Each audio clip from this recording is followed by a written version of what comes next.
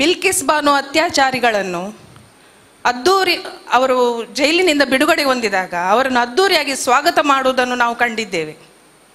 ಅದೇ ರೀತಿ ಅತ್ರಾಸ್ ಮತ್ತು ಉನ್ನಾವೋ ಈ ಅತ್ಯಾಚಾರದ ಎಲ್ಲ ವಿಚಾರಗಳು ನಮ್ಮ ಕಣ್ಮುಂದೆ ಇನ್ನೂ ಹಾಗೆ ಇದೆ.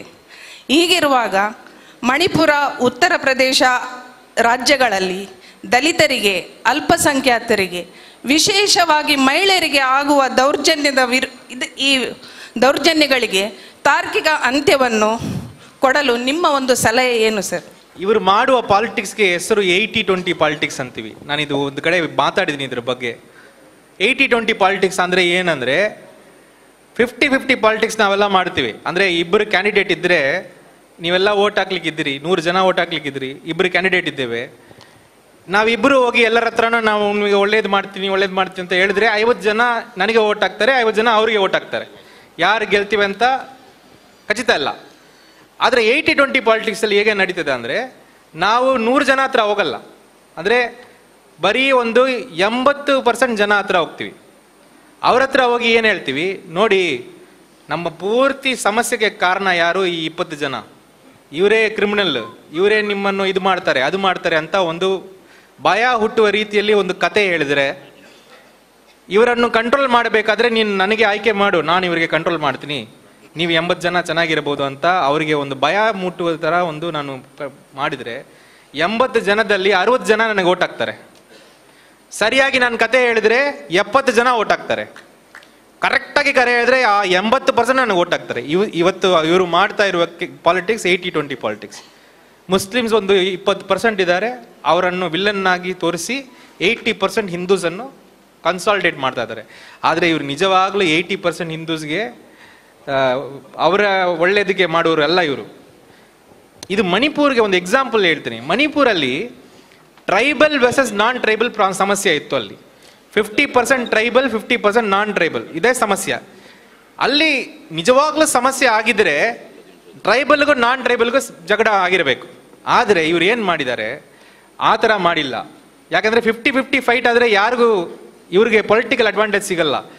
ಈ ಟ್ರೈಬ್ ಒಳಗಡೆ ಕುಕ್ಕಿ ಅಂತ ಒಂದೇ ಒಂದು ಟ್ರೈಬ್ ತಗೊಂಡಿದ್ದಾರೆ, ಅವರು ಒಂದು 20% ಇದ್ದಾರೆ. ಅವರನ್ನು ವಿಲ್ಲನ್ ಮಾಡಿ ಉಳಿದವರೆಲ್ಲ ಒಟ್ಟಿಗೆ ಸೇರಿಸ್ತಾ ಇದ್ದಾರೆ. ನಿಮ್ಗೆ ಅರ್ಥ ಆಗ್ತಾ ಇದೆಯಲ್ಲ ಇವ್ರ ಕಾನ್ಸೆಪ್ಟ್? ಇವ್ರು ಯಾವತ್ತು 50-50 ಹೋಗಲ್ಲ, 20% ವಿಲ್ಲನ್ಗಳಾಗಿ ತೋರಿಸ್ತಾರೆ, ಆಮೇಲೆ 80% ಸೇರಿಸ್ತಾರೆ. ಈಗ ಮಣಿಪುರಲ್ಲಿ ಅದೇ ಮಾಡಿದರು. ಆದರೆ ಮಣಿಪುರ ಒಂದು ಒಳ್ಳೆ ಎಕ್ಸಾಂಪಲ್. ಇವರ ರಾಜಕೀಯದಿಂದ ಒಂದು ಬೆಂಕಿ ಒಂದು ಕಡೆ ಹತ್ತು ಬಿಟ್ರೆ ಮತ್ತೆ ಅದೇ ಆರಿಸ್ಲಿಕ್ಕೆ ಇವರಿಗೆ ಕೆಪಾಸಿಟಿ ಇಲ್ಲ. ಇವ್ರು ಯಾರು ಹಚ್ತಾರೆ, ಆಮೇಲೆ ಆರಿಸಲಿಕ್ಕೆ ಆರಿಸ್ಲಿಕ್ಕೆ ಇವ್ರಿಗೆ ಆಗೋದು ಇಲ್ಲ ಅಂತ ಇವ್ರಿಗೆ ಬುದ್ಧಿಯೂ ಇಲ್ಲ. ನಿಜ ವಿಷಯ ಇಷ್ಟು. ಸೊ ಹಾಗಾಗಿ ಇದನ್ನು ಪ್ರೊಟೆಕ್ಟ್ ಮಾಡುವುದು ಬಹಳ ಇಂಪಾರ್ಟೆಂಟ್. ಇದೇನು ರಾಜಕೀಯ ಫೈಟ್ ಮಾತ್ರ ಅಂತ ತಿಳ್ಕೊಬೇಡಿ. ಈಗ ಮಣಿಪುರ್ ನೋಡಿ, ಏನು ಬಿಸ್ನೆಸ್ ನಡೀತಾ ಇಲ್ಲ, ಏನು ನಡೀತಾ ಇಲ್ಲ, ಎಲ್ಲ ಝೀರೋ ಆಗಿಬಿಟ್ಟಿದೆ. ಈ ಥರ ದ್ವೇಷದ ಒಂದು ಬೆಂಕಿ ಹಚ್ಚಿ ಪಾಲಿಟಿಕ್ಸ್ ಮಾಡಿದರೆ ನಿಮ್ಮ ಬದುಕು ಎಲ್ಲ ಕ್ಲೋಸ್ ಆಗ್ತದೆ. ಹಾಗಾಗಿ ಇವರನ್ನು ನಾವು ಎದುರಿಸಬೇಕಾಗ್ತದೆ. ಪೊಲಿಟಿಕಲ್ ಆಗಿ ಮಾತ್ರ ನೀವು ನೋಡಬೇಡಿ. BJP political party, no, it is a biggest problem that we have to stop. ನಾವು ಅರ್ಥ ಮಾಡಬೇಕು. ಸೊ ನಿಮಗೆ ಮಾತಿಗೆ ನಾನು ಒಂದು ಆನ್ಸರ್ ಏನಂದರೆ, 100% ವಿ ಹ್ಯಾವ್ ಟು, ಈ ಅಫರ್ಮೇಟಿವ್ ಆ್ಯಕ್ಷನ್ ಅಂತ ಏನು ನಾವು ಹೇಳ್ತೀವಿ, ಕೆಲವರಿಗೆ ಅಡ್ವಾಂಟೇಜ್ ಕೊಡುವುದು, ಅದು ನಮ್ಮ ಪಕ್ಷದಲ್ಲಿ ನಾವು ಕೊಡಬೇಕಾಗ್ತದೆ. ಅಫರ್ಮೇಟಿವ್ ಆ್ಯಕ್ಷನ್ ನಾವೇನು ಕಾಂಗ್ರೆಸ್ ಪಕ್ಷ ಭಾಳ ಹೊರಗಡೆ ಎಲ್ಲ ಹೇಳ್ತಾ ಇದ್ವಿ, ನಮ್ಮ ಪಕ್ಷದಲ್ಲಿ ಅದೆಲ್ಲ ನಾವು ಇನ್ಕಾರ್ಪೊರೇಟ್ ಮಾಡಬೇಕಾಗ್ತದೆ. ಎರಡನೆಯದು, ಇತ್ತೀಚೆಗೆ ಮಹಿಳೆಯರಿಗೆ ಆಗುವ ದೌರ್ಜನ್ಯಗಳು ಎಲ್ಲ, ಅದಕ್ಕೆ ಒಂದು ರೀಸನ್ ಇದೆ. ಯಾಕೆಂದರೆ ನಮ್ಮದು ಸಮಾಜ ಇದೆಯಲ್ಲ, ಅದು ಒಂಥರ ಪೇಟ್ರಿಯಾರ್ಕಿಕ್, ಪಿತೃಸತ್ತ ಅಂತ ಹೇಳ್ತೀವಿ. ಎಲ್ಲದು ಪುರುಷ ಸತ್ತ, ಎಲ್ಲ ಪುರುಷ ಪ್ರಧಾನ ಸಮಾಜದಲ್ಲಿ ಇದೆಲ್ಲ ಆಟೋಮ್ಯಾಟಿಕ್ ಆಗಿ ಮಹಿಳೆಯರಿಗೆ ಆಗ್ತದೆ. ಇದು ಕರೆಕ್ಟ್ ಮಾಡಬೇಕಾದ್ರೆ ಸಿಂಪಲ್ ಆಗಿ ಒಂದೇ ಸೊಲ್ಯೂಷನ್. ಈ ಗಂಡು ಮಗು ಹುಟ್ಟಿದಾಗ ಮನೆಯಲ್ಲಿ ಅವರನ್ನು ಗಂಡು ಮಗನ್ನು ಸರಿಯಾಗಿ ಬಳಸಬೇಕಾಗ್ತದೆ.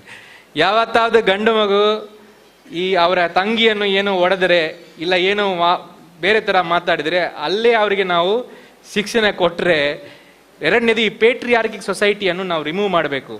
ಇನ್ನೊಂದು ದೊಡ್ಡ ವಿಷಯ, ದೊಡ್ಡ ಸಮಸ್ಯೆ, BJPಗಿಂತ ದೊಡ್ಡ ಸಮಸ್ಯೆ ಯಾವುದಂತ ಕೇಳಿದ್ರೆ ಜಾತಿ ವ್ಯವಸ್ಥೆನೆ. ಜಾತಿ ವ್ಯವಸ್ಥೆಗೂ ಮಹಿಳೆಯರಿಗೂ ಬಹಳ ಒಂದು ಇದು ಇದೆ. ಜಾತಿ ಯಾವ ರೀತಿ ಹೋಗ್ತದೆ ಅಂದ್ರೆ ಮಹಿಳಾ ಮುಖಾಂತರನೇ ಹೋಗ್ತದೆ. ಅದಕ್ಕೆ ನಿಮಗೆ ಮದುವೆ ಮಾಡಬಾರ್ದು ಎಲ್ಲ ಹೇಳುವುದು ಯಾಕೆಂದ್ರೆ ಜಾತಿ ಆವಾಗನೇ ಇರ್ತದೆ. ಸೊ ಮಹಿಳೆಯರು, ಬಹಳ ಜನ ನಾನು ಮಹಿಳೆಯರು ನೋಡಿದ್ದೀನಿ, ವಿಮೆನ್ಸ್ ರೈಟ್ಸ್ಗೋಸ್ಕರ ಮಾತಾಡಬೇಕಾದ್ರೆ ಜಾತಿ ವಿರುದ್ಧನೂ ನಾವು ಮಾತಾಡಬೇಕಾಗ್ತದೆ. ಬಿಕಾಸ್ ಜಾತಿ ಇರುವವರೆಗೆ ಈ ಪೇಟ್ರಿಯಾರ್ಕಿ ಇರ್ತದೆ, ಪೇಟ್ರಿಯಾರ್ಕಿ ಇರುವವರೆಗೆ ಮಹಿಳೆಯರಿಗೆ ದೌರ್ಜನ್ಯ ಆಗ್ತದೆ. ಸೊ ಜಾತಿ ವ್ಯವಸ್ಥೆ ಬಹಳ, ಅದನ್ನು ನಿರ್ಮೂಲ ಮಾಡುವುದು ನಮ್ಮ ಜವಾಬ್ದಾರಿ ಇದೆ.